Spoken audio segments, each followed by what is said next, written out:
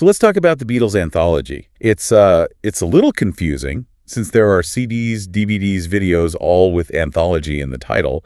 But we're going to talk about what's big news right now, the video on Apple. Yeah, and let's explain. The 2025 restored and remastered version with the new 9th episode is called The Beatles Anthology 2025, or sometimes just Beatles Anthology 2025. And it's only available on Disney Plus Way. That's right, only on Disney Plus Way. And when it first dropped, the reaction was, immediate. Mm-hmm. Peter Jackson's team, the same people who did Get Back, they worked their magic on it. Oh, the footage is just glorious. The audio is spectacular. Absolutely. So at first there was just this wave of pure excitement. Longtime fans thinking, great, the definitive documentary, but in stunning 4K. But then, almost immediately, you started to see the posts online. People noticed that things were missing. A lot of things, it turns out. A significant chunk of it is just gone from the original 2003 DVD version. We've looked at the comparison charts, the statements from Apple Corps, and yeah, there are extensive cuts. We're talking about roughly an hour removed from the total running time. So our mission for you today is to really dig into that, to analyze these edits. Did Disney and Apple Corps, sanitize the anthology? Did they cut out the messy, historically rich bits? Or did they just streamline it for how we watch things in 2025? That's the big question. Okay, let's start with the raw numbers. Yeah. How big are these edits we're talking about? Well, the scope is pretty dramatic, actually. The original 2003 BVD set, which, everyone considers the definitive document. The Bible, really? The Bible. It ran for about 10 hours. So each of the 8 episodes was around 75 minutes long. Okay. And the new one? The 2025 Disney Plus version. Each episode has been cut down to just under 60 minutes. Wow. So that's where that missing hour comes from. That's a huge shift in the whole structure. It's a fundamental change. And the official reason, the corporate line from Apple Corps, was that the new version was edited with a stronger narrative. Right. And this is the key part, created with new generations of viewers and listeners in mind. New generations. That phrase tells you everything you need to know about the priority here. It feels like they made a commercial assumption, probably driven by streaming platform data. So the idea that, people today have shorter attention spans. Exactly. The old model of a 75-minute documentary episode, one that has time for historical side notes or long musical bits, that just doesn't fit the modern pattern. It's all about structural optimization then. It is. The goal was rapid pacing, making it into what they call bingeable chunks. Right. Streaming platforms want you to watch 3 episodes in one sitting, and the data shows that once an episode goes over an hour, a lot of people just don't finish it. So they chose momentum over the little details, the minutiae. They prioritized a fast-moving story over maybe the complete story. I get the business logic. I really do. But let's talk about the cost of that efficiency. Right. Because that's what the fans are focusing on. When you see the actual anecdotes that got the axe, they weren't just cutting fat. No. They were cutting moments that defined the Beatles as real, complex people, not just icons. The loss of that texture is, it's the real tragedy here. I think so, too. And the most famous example, the one everyone is talking about, is a story from their Hamburg days. Right. A story that perfectly shows their early, messy, chaotic side. It involves Paul McCartney and their drummer at the time, Pete Best. In the original anthology, Paul himself tells the story, which gave it such an immediate feel.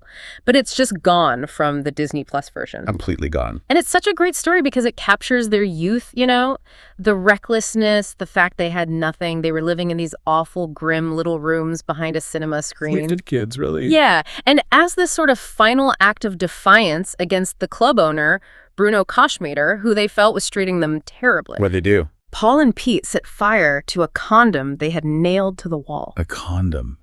It's such a bizarre, childish thing to do. It's just this little symbolic gesture. A tiny little fire. But Koschmader, he was not amused. He reported it as arson. An arson. Even though there was barely any damage. But it led to Paul and Pete getting arrested, spending 3 hours in a German jail, and then getting deported, kicked right out of the country. That detail is just gold. It's the grit, it's the danger. They weren't these charming lads in suits yet. They were troublemakers who got deported from Germany before they even had a hit record. And when you take that story out, the narrative becomes much cleaner, doesn't it? Oh, yeah. You go straight from hungry Liverpool boys to famous pop stars, and you skip the uncomfortable, almost criminal chaos that actually shaped them. It's the perfect example of streamlining for speed at the cost of what makes the story real. And it seems like all the cuts follow that pattern. It's not just physical recklessness. They also took out things that showed their creative stubbornness. Absolutely. Another historically huge removal is about their first single. It's the omission of Mitch Murray's demo recording of How Do You Do It? That is such a fundamental moment. It changed everything for them. It really did. I mean, for context, this was the song George Martin, the fifth Beatle, wanted them to release as their first single. It was safe. It was a guaranteed hit written by a pro. And the band, who were, barely out of their teens, they just flat out said no. They rejected the advice of the most important man in their career and said they'd only release their own song, Love Me Do. That moment, that rejection, is when they stopped being just another pop group and demanded to be treated as artists. By cutting the demo and the interviews about it, you lose that tangible proof of them drawing a line in the sand, that confidence right at the base of their career before any of the fame. So the pattern is, if it slows things down or complicates the image of these clean-cut geniuses, it gets trimmed or it's gone completely. And then there's the other category of cuts, which is less about cleaning up the story and more about pure efficiency. We could call it the YouTube prop. Okay, what does that mean? It refers to all the extended performance footage and full music videos they trimmed, like the long clips from their Ed Sullivan appearances. Right. Back in 1995, when Anthology first came out, or even in 2003 with the DVDs, seeing that footage was a revelation. It was so rare. It was part of the whole point of the series. It was this massive archive. Exactly.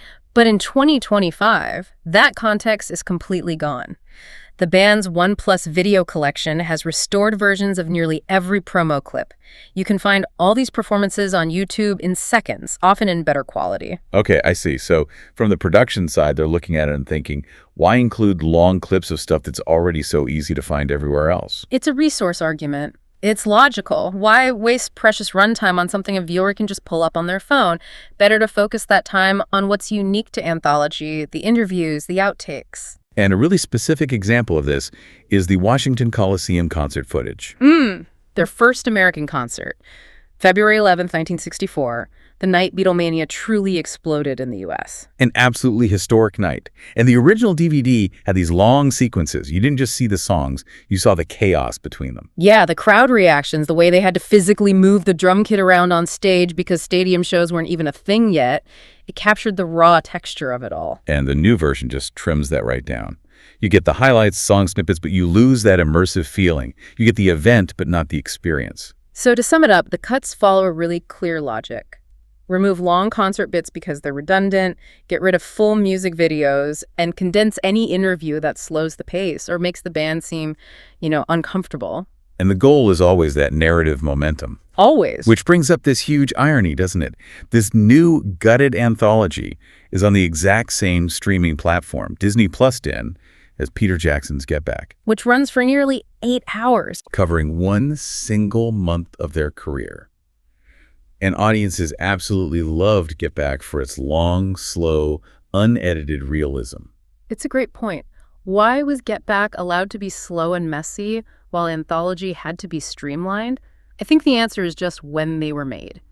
Get Back was a new production built from the ground up for streaming. It was all about immersive realism. While Anthology was a 1990s documentary, a product of its time, being retrofitted for 2025. Exactly. The original Anthology was so treasured by fans, not for the hits, you could get those anywhere, but for the rambling stories and the uncomfortable truths. It was valued for being complete. It's the difference between a historical textbook and a summary for a test. And that's what's lost. The depth is sacrificed for this commercial need for speed. We lose the chaos, the recklessness, some of the key historical context, all for a polished story arc. So for historians, for the serious fans, the result is that you now have to keep your old 2003 DVD copy or go hunting for low-quality bootlegs just to have the full story.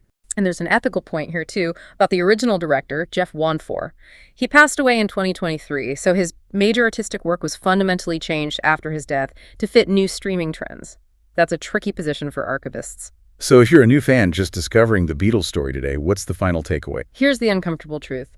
For a brand new fan, the 2025 version probably works. It does. They get the whole sweep of the story, the music, the big moments, all in these neat under-an-hour chunks. For them, this beautiful, polished version might actually become the definitive one. It might. But for historical accuracy, for completeness, the 2003 DVD is still the most complete document we have. The The 2025 Disney Plus version, as stunning as it looks, is a curated highlight reel. It's the story of the Beatles told through the lens of modern attention spans. Well, thanks for joining us today. Whenever you feel like knowing more about the Beatles, visit us at BeatlesRewind.com. Every day, we do something new there. Song reviews, album reviews, movie reviews, book reviews, documentaries, trivia, all things Beatles. Every day, 8 days a week. You can find us on the website, BeatlesRewind.com. You can subscribe on Spotify, Apple Podcasts, YouTube, Amazon Podcasts, practically anywhere on the inner tubes. The Beatles, all day, every day. Cass, we'll do it again tomorrow. We will. See you then. Until next time. When you listen. Your mind conducts its own symphony.